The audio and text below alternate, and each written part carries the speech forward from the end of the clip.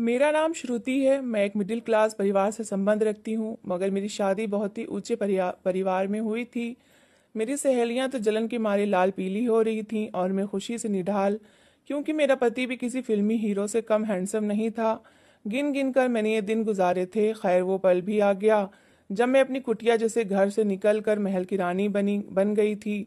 शादी की सेज पर मेरे पति ने हमेशा मेरा साथ देने के कई वादे किए थे।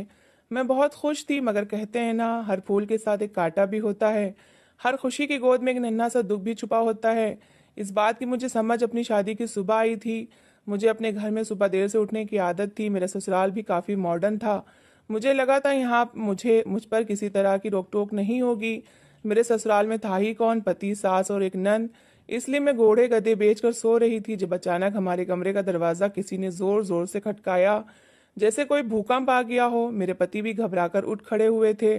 मैं भी आंखें मलती उठकर बैठ बैठ चुकी थी। दरवाजे पर दस्तक बढ़ती ही चली जा रही थी।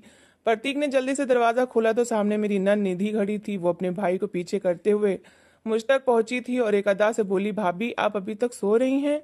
जल्दी से उठिए, मुझे आपके हाथ से नाश्ता करना है। मेरी सारी दोस्त अपनी भाभीियों के हाथ से नाश्ता करती हैं। मैं इस अचानक आफत पर घबरा सी गई थी। निधि के पीछे ही मेरी सास भी पहुंची थी। वो निधि को डांट रही थी कि ये क्या बचपना है, अभी तो बहू ने मीठा भी नहीं बनाया। तो निधि बोली, पहले मीठा बना ले, फिर भाभी मेरे लिए नाश्ता बना दें। फिर वो बोली, भाभी आप 15 मिनट में फ्रेश होकर किचन में आ जाइए, मुझे बहुत भूख लगी है। सास और नन के जाने के बाद मैंने प्रतीक की तरफ शिकायती नजरों से देखा था। वो अपनी बहन की इस हरकत पर मुस्कुरा रहे थे। मुझे बहुत गुस्सा चढ़ा था। इसलिए मैं बोली, प्रतीक, मुझे निधि की ये बात बिल्कुल भी अच्छी नहीं लगी। इसे जाकर समझाइए कि मैं इस घर की बहू हूँ, नौकरानी नहीं। मेरी इस बात पर प्रतीक के माथे पर बल पड़ गए थे। वो काफी रूखे स्वर में बोले थे, श्रुति, आज तो तुमने ऐसी बात कर दी है, मगर मैं दोबारा तुम्हारे मुंह से ऐसा कुछ ना सुनूं। निधि मेरी औलाद की तरह है। पापा के देहांत के बाद मैंने इसे बाप बनकर पाला है। अगर तुमने आज के बाद निधि की कोई भी बात मानने से इनकार किया तो तुम्हें हाथ हाथ से पकड़कर तुम्हारे मायके छोड़ आऊंगा, हमेशा हमेशा के लिए। प्रतीक की बातें सुनकर मेरी आंखें भीग गई थीं। कोई नई नवेली दुल्हन के साथ ऐसा भी करता है भला? मैं फ्रेश होकर किचन में चली गई, जहाँ निधि की फरमाइशों की लंबी लिस्ट तैयार थी। मैंने उसकी मर्जी के मुताबिक सब कुछ बना डाला। निधि मुझसे उम्र में 2 साल ही छोटी थी। इतनी वो बच्ची भी नहीं थी कि उसे एहसास ही न होता कि नई नवेली दुल्हन के 100 तरह के अरमान होते हैं। खैर, फिर तो जैसे मैं हर चीज की आदी होती चली जा रही थी। मुझे समझ में आ गया था, इस घर में निधि का ही सिक्का चलता है। मैं भी प्रतीक की खातिर निधि के साथ प्यार से पेश आती थी। हमारी शादी को 5 महीने हो चुके थे, मगर अभी तक भगवान ने औलाद की खुशी से वंचित रखा था।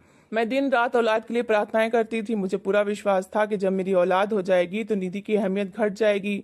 डॉक्टर ने कहा था कि टेंशन वाले माहौल से निकलेंगी तो औलाद भी हो जाएगी। इसलिए मैं हनीमून पर जाना चाहती थी, लेकिन प्रतीक अपनी व्यस्तता में इतना समय नहीं निकाल पाए थे कि हम हनीमून पर ही चले जाते। मैं भी उनके पीछे पड़ी रहती थी, तो वो मुस्कुराकर टाल देते थे। एक दिन प्रतीक ने मेरी बात मान ली। वो बोले कि हम हनीमून पर चलेंगे। मैं बहुत खुश थी। सारा दिन तैयारियां करती रही। रात डिनर पर उन्होंने मेरी सास को बताया था कि हम 2 हफ्तों के लिए हनीमून पर जा रहे हैं, कश्मीर, मनाली। ये सुनकर निधि तो उछल पड़ी थी। वो बोली, वाह भैया, मुझे भी जाना है। मेरी सारी सहेलियां भी घूमने गई हुई हैं, आप मुझे भी साथ ले चलें। मेरी सास ने निधि को आंखें दिखाई थी, जबकि प्रतीक मुस्कुरा पड़े थे। वो बोले, जरूर चलेंगे गुड़िया। मेरे बर्दाश्त की आखिरी हद थी। आखिर में बोल ही पड़ी थी, निधि, अपनी सहेलियों से पूछना क्या वो भी अपनी भाभी का हनीमून खराब करने गई हैं या फैमिली टूर पर। मेरी बात सुनकर निधि रोने लगी थी, जबकि मैं खाने की टेबल से उठकर अपने कमरे में आ गई थी। मुझे प्रतीक का बहुत डर था कि वो मुझ पर चीखेंगे, चिल्लाएंगे, मगर ऐसा कुछ भी नहीं हुआ। वो कमरे में आए और खामोशी से सोने के लिए लेट गए थे। सुबह ही उन्होंने मेरा पैक सामान गाड़ी में रखा और मुझसे चलने को कहा। मेरी खुशी की सीमा न रही थी। मुझे लगा था मैं जीत गई हूँ। अब निधि कभी मेरे खुशियों के बीच नहीं आएगी। मगर ये क्या? प्रतीक ने मेरे घर के सामने गाड़ी रोककर कहा था कि यहाँ पर उतर जाओ, तुम्हारा स्टॉप आ गया है। मैं नासमझी से उन्हें देख रही थी। तो वो बोले, मैं माँ और निधि को मनाली के सैर के लिए लेकर जा रहा हूँ, तो तुम्हें घर पर अकेला छोड़ना ठीक नहीं लगा, इसलिए इधर छोड़कर जा रहा हूँ। जब तक तुम्हारी अकल सेट नहीं हो जाती तुम यहीं पर रहोगी। ये शब्द नहीं, तलवार थे जिन्होंने मेरा पूरा बदन छलनी कर दिया था। मैं लुटी फुटी सी घर के अंदर गई तो मेरी माँ ने मुझे अपनी बाहों में भर लिया था। 3 दिन ही सुकून से गुजरे होंगे कि भाभी ने मुझ पर ताने कसने शुरू कर दिए थे। वो मेरी माँ की परवरिश पर खूब मजाक करती कि बेटी की कैसी परवरिश की है, 5 महीने भी घर न बसा सकी। कुछ ही दिन गुजरे होंगे कि भाई ने भी कह दिया कि श्रुति, मेहमान 2 दिन का होता है और तुम तो यहाँ पर परमानेंट डेरा जमा कर बैठ गई हो। अपनी भाभी के साथ काम में हाथ बटाया करो। मुझे इन सब के व्यवहार बहुत दुख दे रहे थे। 2 टाइम की रोटी के लिए भी मुझे मजदूरी करना पड़ रही थी। हमारे रिश्तेदार भी घर आकर 100 बातें सुनाकर जाते थे कि श्रुति का तो ससुराल में दिल ही नहीं लगा। पता नहीं क्या चक्कर था। इन्हीं बातों से तंग आकर मैं 1 महीने बाद अपना सामान उठाकर वापस ससुराल चली गई थी। मेरी सास ने मेरा बड़ा अच्छा वेलकम किया था, जबकि निधि मुझे वहां देखकर बुरा सा मुंह बना रही थी। वो बोली, भाभी आपने बिला वजह आने की तकलीफ की, मैं तो भैया के लिए दुल्हन ढूंढ रही हूँ। उसकी बात सुनकर मेरा दिल दहल गया था, क्योंकि होना तो वही था जो निधि कहती थी। मगर मेरी सास ने निधि को सुनाकर चुप करवा दिया था। प्रतीक जब वापस ऑफिस से वापस आए तो मुझे देखकर उन्हें जरा खुशी नहीं हुई थी। मेरी इज्जत 2 कौड़ी की रह गई थी, लेकिन मैं अपने मायके से अपनी जिंदगी का सबक सीख कर आई थी कि शादी के बाद औरत की इज्जत सिर्फ उसके ससुराल में होती है।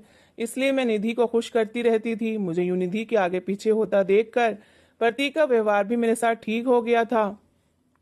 मैं औलाद के लिए प्रार्थनाएं करती न थकती थी। प्रतीक भी औलाद के इच्छुक थे, मगर ये देर भगवान की तरफ से ही थी।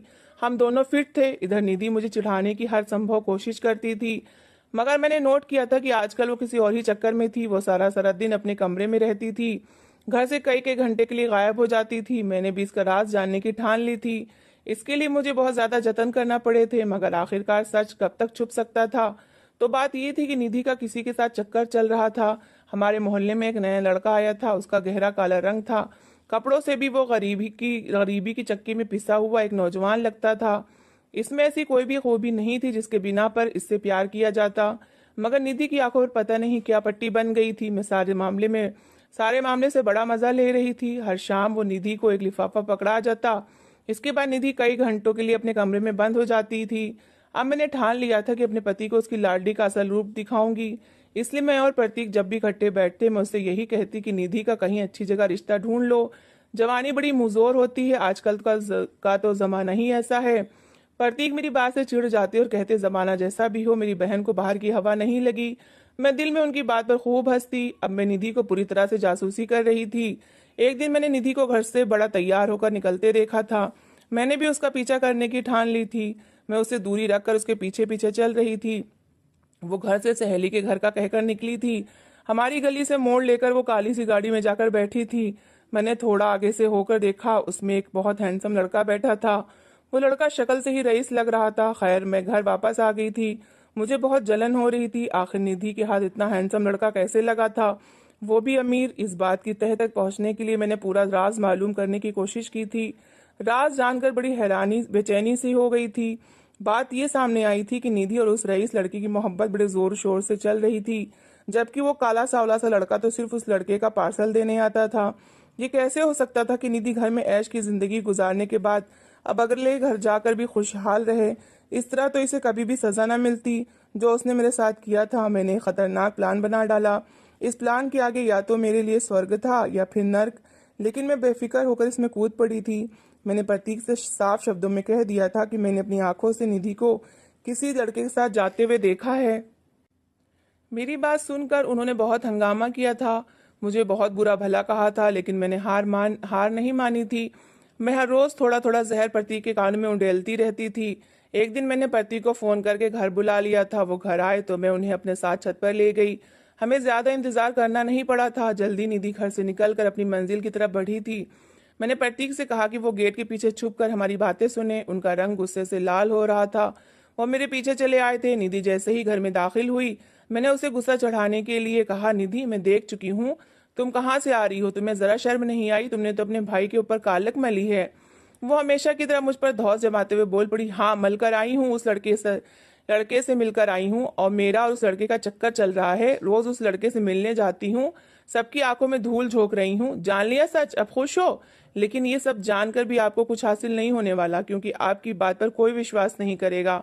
आप भाई को बताएंगी तो वो आपको तलाक देकर घर से निकाल देंगे, मगर मुझ पर शक नहीं करेंगे क्योंकि वो मुझ पर अंधा भरोसा करते हैं। उसकी बातें सुनकर प्रतीक गेट के पीछे से निकल आए थे। उन्होंने थप्पड़ मारकर निधि का मुंह लाल कर दिया था। मेरी सास भी भागकर अपनी बेटी को बचाने के लिए आई थी। प्रतीक बोले, अंधा विश्वास करता हूँ मगर अंधा नहीं हूँ। आज अगर पापा जिंदा होते तो वो तुम्हें अपने हाथों से कत्ल कर देते, मगर मैं तुम्हारी जिंदगी बख्श रहा हूँ। फिर तो सब कुछ चुटकियों में ही हुआ था। प्रतीक ने पंडित जी को बुला लिया और उस लड़के को भी थप्पड़ मार मार कर घर ले आए थे। उस लड़के ने हमारे घर आकर वही सब कुछ कहा था जो मैं उसे सिखाकर आई थी। उस दिन से कोई 3 दिन पहले मैं उस काले लड़के के घर गई थी। वो काफी परेशान सा था। माँ के इलाज के लिए उसे 30,000 की जरूरत थी। मैंने उसे 50,000 देकर खरीद लिया था। इस तरह उसने वही सब कुछ कहा जो मैं उसके मुंह से उगलवाना चाहती थी। यूं इन दोनों की शादी करवाई जा रही थी। मैं इस ड्रामे की डायरेक्टर थी, बड़ी खुशी से देख रही थी। निधि हाथ जोड़कर कह रही थी कि भैया मेरी बात सुने, मैं दूसरे लड़के से प्यार करती हूँ। इस बात पर तो प्रतीक को और गुस्सा आ गया कि इतने लड़कों को जानती है। मेरी सास ने रो रो कर अलग कोहराम मचा दिया था। खैर मेरी दिली इच्छा पूरी हो गई और निधि का मनहूस साया मेरी जिंदगी से हमेशा हमेशा के लिए छट गया था।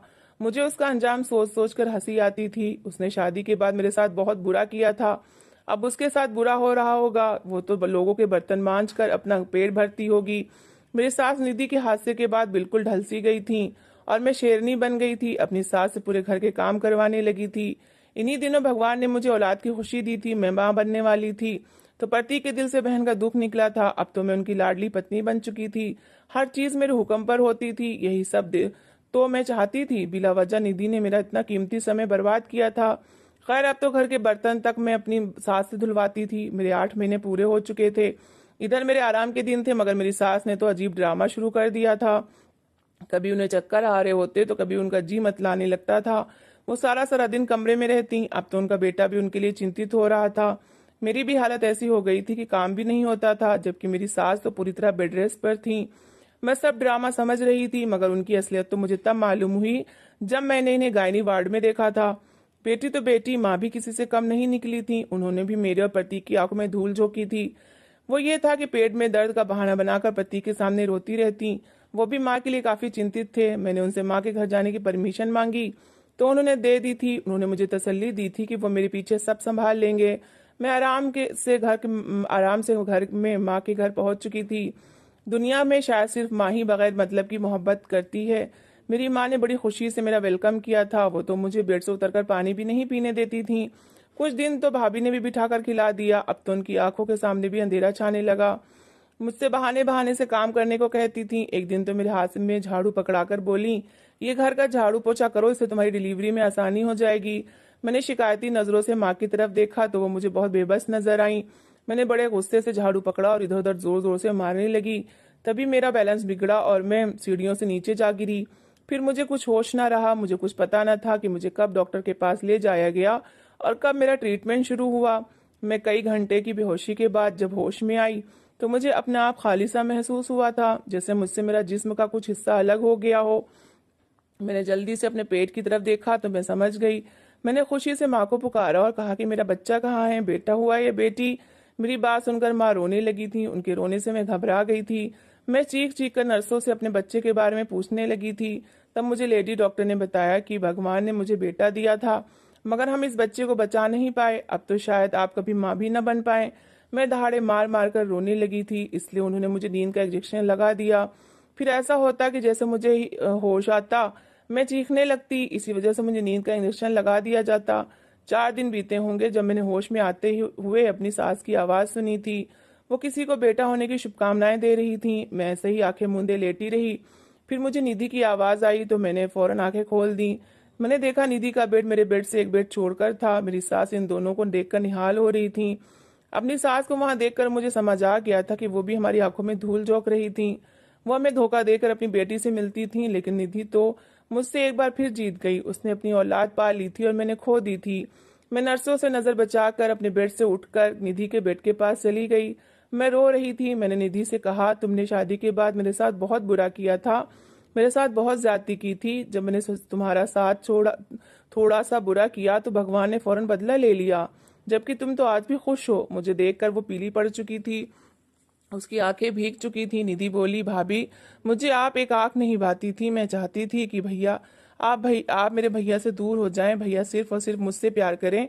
इसी वजह से मैं हर संभव कोशिश करती थी आपको परेशान करने की, ताकि आप भैया को छोड़कर चली जाएं। आपके साथ मैंने जो कुछ भी किया इसकी सजा मुझे मिलनी ही थी, और मेरी और आपकी जिंदगी तबाह हो गई। और मेरा पति मुझ पर हर घड़ी शक करता है कि मैं कहीं उस लड़के के साथ भाग न जाऊं जिससे मैं प्यार करती थी। मुझे मारता है, मुझसे लोगों के घरों में झाड़ू पोछा करवाता है। भाभी, इस दुनिया में हर इंसान को उसके पाप की सजा जरूर मिलती है। मेरे पाप की मुझे सज़ा मिल गई, आपके पाप की आपको। आपने तो मुझसे मेरे घर वालों को प्यार भी छीन लिया और मुझसे मेरी मोहब्बत भी। भगवान ने आपसे आपकी मोहब्बत, आपकी औलाद छीन ली। तो दोस्तों, इस कहानी को लेकर आपकी क्या राय है, कमेंट बॉक्स में ज़रूर बताएं। और अगर कहानी अच्छी लगी हो तो प्लीज़ इसे लाइक ज़रूर करें।